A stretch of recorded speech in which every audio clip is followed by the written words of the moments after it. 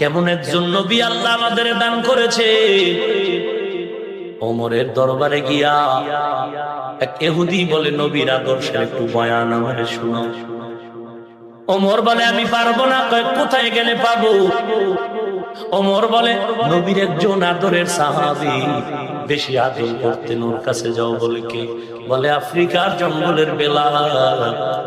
বেলালের দরবারে চলে যাও। বলবো ঘটনাটা? কে সে বেলাল? নবী মেরাজ থেকে এসে বলেন, রে বেলাল, এমন কি আমল করেছো যা সে তোর আওয়াজ পেয়েছে? বেলাল বলে, পয়গম্বর, আমার কোনো আমল ভালো নাই, তবে আমি একটা দাইমি আমল করি রে নবী। ওযু করার পরে 2 রাকাত তাহিয়াতুল ওযু নামাজ আদায় করি।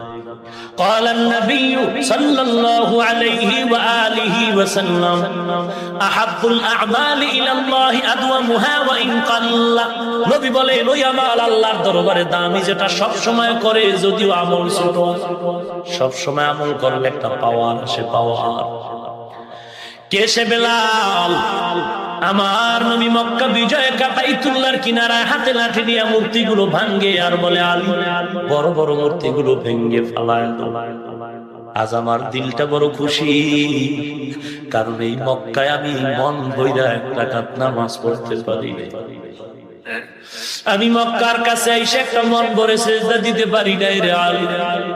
আমার বংশের লোকেরা আমারে কত আঘাত করেছে রে। আজ আমার এই মক্কার দিন বড় আনন্দের দিন, আমি স্বাধীন করেছি। মক্কার মূর্তিগুলো ভাঙ্গা জমজম পানি দিয়া পবিত্র বানায় দাও। আজ আমি মনের খুশিতে জোহরের নামাজ জামাতে আদায় করবো আজকে আমার সাথে। আমার নবী লাঠি হাতে নিয়ে মূর্তিগুলো ভেঙ্গে ভেঙ্গে ফেলায় দেয়। আর আমার আশেকে রাসূলেরা পীর বাবার ছবি গলায় নেয়, আর ঘরের আলমারির মধ্যে বাঘ ভাল্লুক আর বানরের ছবি দিয়া শোকেস বোঝাই করে রেখেছে। নবী মূর্তি ভেঙে দেয়। মুসলমান, নবীর আশেক মূর্তি ঝুলাও। কোথায় নবী আর কোথায় তুমি? এরে নবীর উম্মতের দল, আমার নবী আজ খুশি, আবার চোখে পানি, খুশির কান্না। কারণ এই মক্কা থেকে বড় কষ্ট করে গেছে। মদিনায় যাওয়ার আগের 3টা বছর বড় কষ্টের ছিল আমার নবী। মাঝে মাঝে আম্মা জান আয়েশা বর্ণনা দেয়, দেখতাম আমার হুজুরের পাশে বৈশা নবী মাঝে মাঝে গুনগুন গুনগুন করে কান্না করে।